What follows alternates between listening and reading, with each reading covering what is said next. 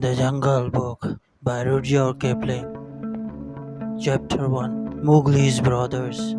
It was 7 o'clock, a very warm evening in the Seoni hills, when Father Wolf woke up from his day's rest, scratched himself, yawned, and spread out his paws one after the other to get rid of sleepy feeling in the tips. Mother Wolf lay with her big grey nose dropped across her four tumbling, squealing cubs, and the moon shone into the mouth of the cave where they all lived. "Ah!" said Father Wolf. "It is time to hunt again." And he was going to spring down hill when a little shadow with bushy tail crossed the threshold and whined, "Good luck, go with you, O chief of the wolves, good luck and strong white teeth go with noble children, that they may never forget the hungry in this world." It was the jackal, Tabuki, the dish licker, and the wolves of India despise Tabuki because he runs about making mischief and telling tales and eating rags and pieces of leather from the village rubbish heaps. They are afraid of him too because Tabuki, more than anyone else in the jungle, apt to go mad. And then he forgets that he was ever afraid of anyone and runs through the forest, biting everything in his way. Even the tiger hides when the little Tabuki goes mad, for madness is the most disgraceful thing that can overtake a wild creature. We call it hydrophobia, but they call it Divani, the madness, and run. "Enter then and look," said Father Wolf. "But there's no food here." "For a wolf, no," said Tabuki, "but for so mean a person myself, a dry bone is good feast. Who are we, the Gidur Lok, the jackal people, to pick and choose?" He scuttled to the back of the cave, where he found the bone of a buck with some meat on it, and sat cracking the end merrily. "All thanks for this good meal," he said, licking his lips. "How beautiful are the noble children! How large are their eyes, and so young too! Indeed, indeed, I might have remembered that the children of kings are men from the beginning." Now Tabuki knew as well as anyone else that there is nothing so unlucky as to compliment children to their faces, and it pleased him to see Mother and Father Wolf look uncomfortable. Tabuki sat still, rejoicing in the mischief that he had made, and then he said spitefully, "Shere Khan, the big one, has shifted his hunting grounds. He will hunt among these hills during the next moon, so he has told me." Shere Khan was a tiger who lived near the Vangunga River, 20 miles away. "He has no right," Father Wolf began angrily. "By the law of jungle, he has no right to change his quarters without fair warning. He will frighten every head of game within 10 miles, and I have to kill for two these days." His mother did not call him Lungri, the lame one, for nothing, said Mother Wolf quietly. "He has been lame in one foot from his birth. That is why he has only killed cattle. Now the villagers of Vengunga are angry with him, and he has come here to make our villagers angry. They will scour the jungle for him when he is far away, and we and our children must run when the grass is set alight. Indeed, we are very grateful to Shere Khan. Shall I tell him of your gratitude?" said Tabuki. "Out!" snapped Father Wolf. "Out and hunt with thy master, though he has done harm enough for one night." "I go," said Tabuki quietly. "You can hear Shere Khan bellow in thickets. I might have saved myself the message." Father Wolf listened, and in the dark valley that ran down to Little River, he heard the dry, angry, snarly sing-song whine of a tiger who has caught nothing and does not care if all the jungle knows it. "The fool," said Father, "to begin a night's work with that noise. Does he think that our buck are like his fat Wangunguna blocks? Hush! It is neither bullock nor buck that he hunts tonight, said Mother Wolf. It is a man.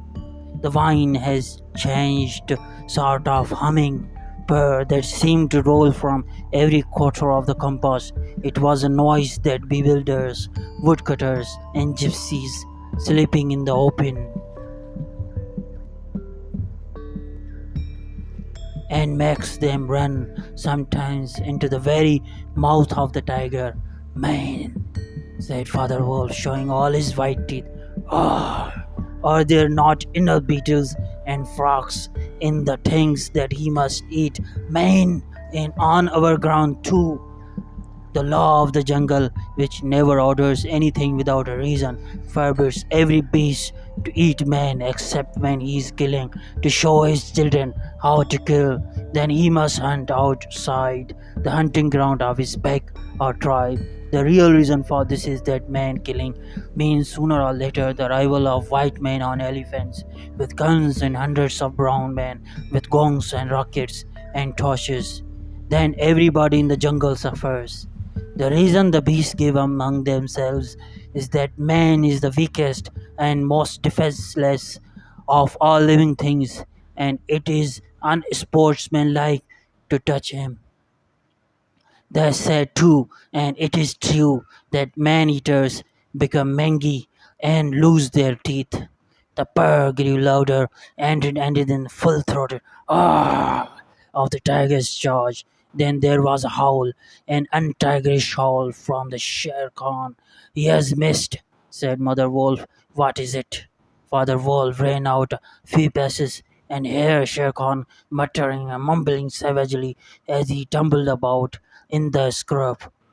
"The fool has had no more sense than to jump at a woodcutter's campfire, so he has burned his feet," said Father Wall with grunt.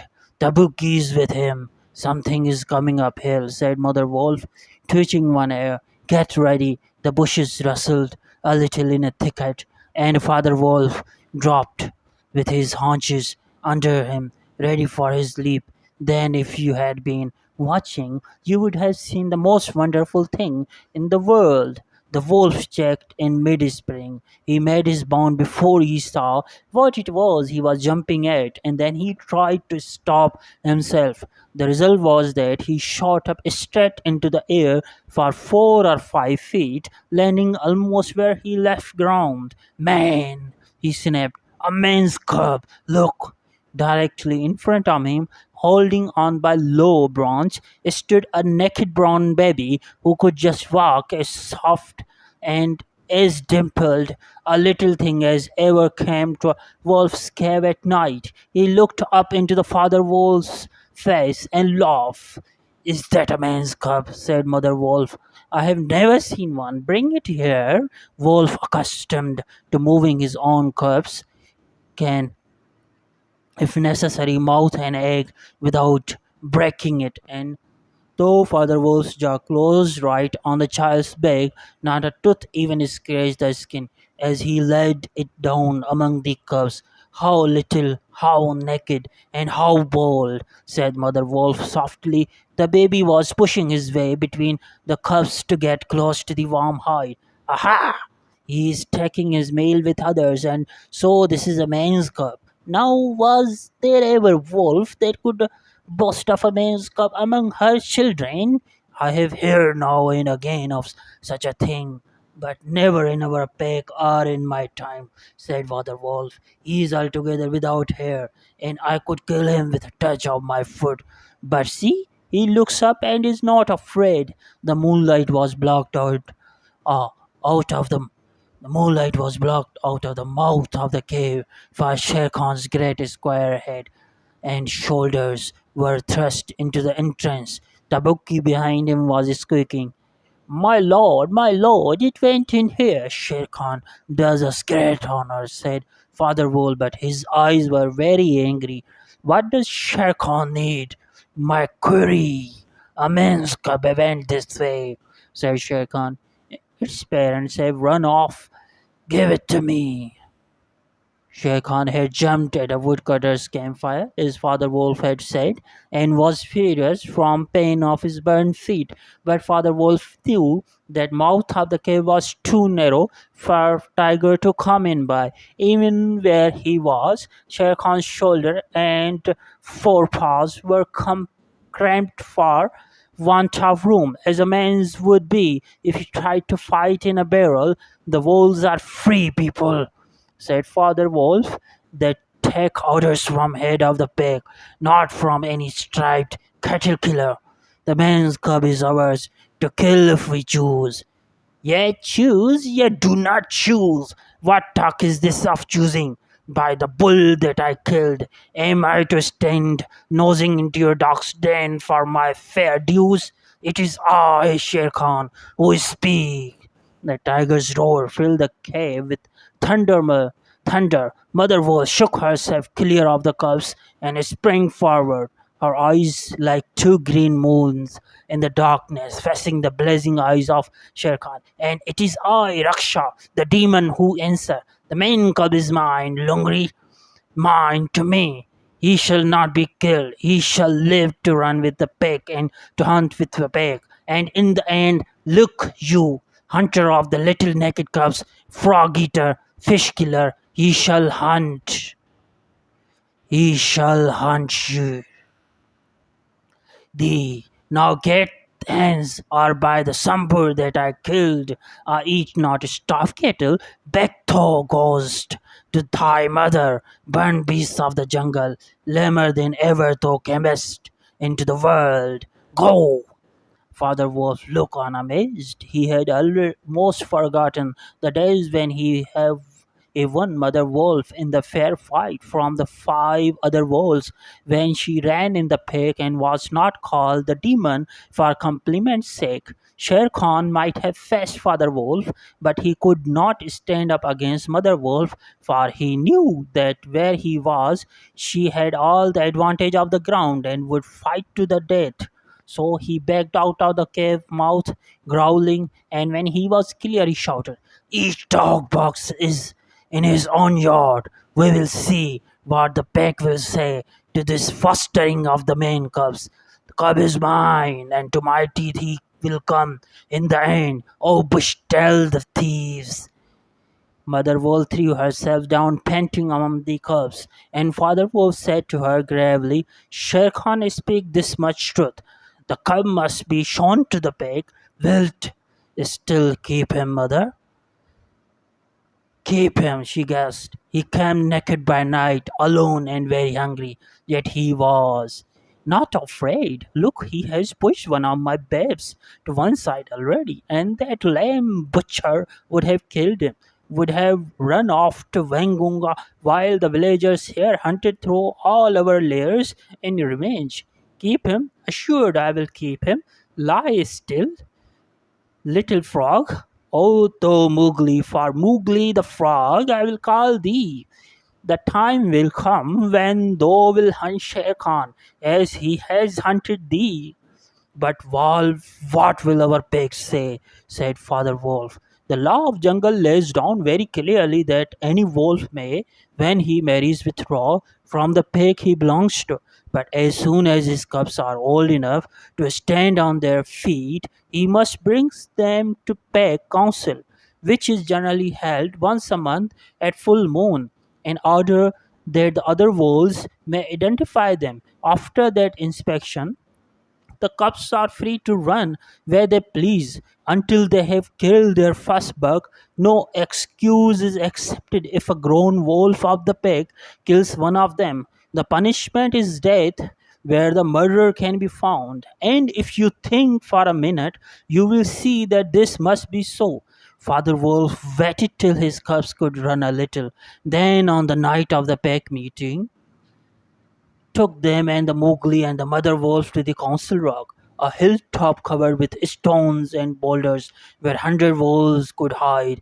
Akela, the great lone wolf, who led all the pack by strength and cunning, lay out at full length on his rock, and below him sat 40 or more wolves of every size and color, from badger colored veterans who could handle a buck alone to young black 3 year olds who thought they could. The lone wolf had led them for a year now. He had fallen twice into wolf trap in his youth, and once he had been beaten and left for dead. So he knew the manners and customs of man. There was very little talking at the rock. The cubs tumbled over one another in the center of the circle where their mothers and fathers sat, and now and again a senior wolf would go quietly up to a cub, look at him carefully, and return to his place on noiseless feet. Sometimes a mother would push her cub far out into the moonlight to be sure that he had not been overlooked. A killer from his rock would cry, "You know the law, you know the law. Look well, ovos." And the anxious mothers would take up the call, "Look well, ovos." At last, and the mother's wolves next bristles lifted as time came. Father Wolf pushed Mowgli the frog, as they called him, into the center, where he sat laughing and playing with some pebbles that glistened in the moonlight. Akela never raised his head from his paws, but went on with a monotonous cry. "Look well!" A muffled roar came up from behind the rocks, the voice of Shere Khan crying, "The cub is mine! Give him to me! What have free people to do with my man cubs?" Akela never even twitched his ears. All they said was, "Look well, O whales! What have the free people to do with the orders of any save the free people? Look well." There was a chorus of deep growls, and a young wolf in his fourth year flung back Shere Khan's question to Akela. "What have the free people to do with a man's cub?" Now, law of the jungle lay down that if there is any dispute as to the right of a cub to be accepted by the pack, he must be spoken for by at least two members of the pack who are not his father and mother. "Who speaks for this cub?" said Akela. "Among the free people, who speaks?" There was no answer, and Mother Wolf got ready for what she knew would be her last fight if things came to fighting. Then the only creature who is allowed to the Pack Council, Baloo, the sleepy brown bear, who teaches the wolf cubs the law of the jungle. Old Baloo, who can come and go wherever he pleases because he eats only nuts, roots, and honey, rose up on his hind quarters and grunted, "The man's cub, the man's cub," he said. "I speak for the man's cub. There is no harm in man's cub. I have no gift of words, but I speak the truth. Let him run with the pack and be interred with others. I myself will teach him." "We need yet another," said Akela. "Baloo has spoken, and he is our teacher for the young cubs. Who speaks beside Baloo?" A black shadow dropped down into the circle. It was Bagheera, the Black Panther, inky black all over, but with panther markings showing up in a certain light, like pattern of water silk. Everybody knew Bagheera, and nobody cared to cross his path, for he was as cunning as Tabuki, as bold as the wild buffalo, and as reckless as the wounded elephant. But he had a voice as soft as wild honey, dripping from a tree, and a skin softer than down. "Oh, Akela, and yeah, the Frey people," he purred. "I have no right in your assembly. But the law of jungle says that if there is a doubt which is not a killing matter in regard to the new cub, the life of that cub may be bought at a price, and the law does not say who may or who may not pay that price. Am I right?" "Good, good," said the young wolves who are always hungry. "Listen to Bagheera. The cub can be bought for a price. It is the law. Knowing that I have no right to speak here, I ask your leave." "Speak then," cried 20 voices. "To kill a naked cub is a shame. Besides, he may make a Besides, He may make better sport for you when he is grown. Baloo has spoken in his behalf. Now, to Baloo's word, I will add one bull and a fat one, newly killed, not a half mile from here. If ye will accept the man's curve according to law, is it difficult? There was clamor of scores of voices saying, "What matter? He will die in the winter rains. He will scorch in the sun. What harm can a naked frog do us? Let him run with the pack. Where is the bull Bagheera? Let him be accepted." And then came Akela's deep bay crying, look well, was. Mowgli was still playing with pebbles, and he did not notice when the wolves came and looked at him one by one. At last, they all went down the hill for the dead bull, and only Akela, Bagheera, Baloo, and Mowgli's own wolves were left. Shere Khan roared, still and annoyed, for he was very angry that Mowgli had not been handed over to him. "Ah, roar well," said Bagheera under his whiskers, "for the time comes when this naked thing will make thee roar to another tune, or I know nothing of a man." "It was well done," said Akela. "Men and their cubs are very wise. He may help in time, truly a help in time of need, for none can hope to lead the pack forever," said Bagheera. Akela said nothing. He was thinking of the times that come to every leader of every pack, when his strength goes from him and he gets feebler and feebler, till at last he is killed by the wolves and new leader come up and to be killed in his turn. "Take him away," he said to Father Wolf, "and train him as befits one of the free people." That is how Mowgli was entered into the Sioni wolf pack for the price of bull and under Baloo's good word. Chapter 1 and thanks, subscribe, like.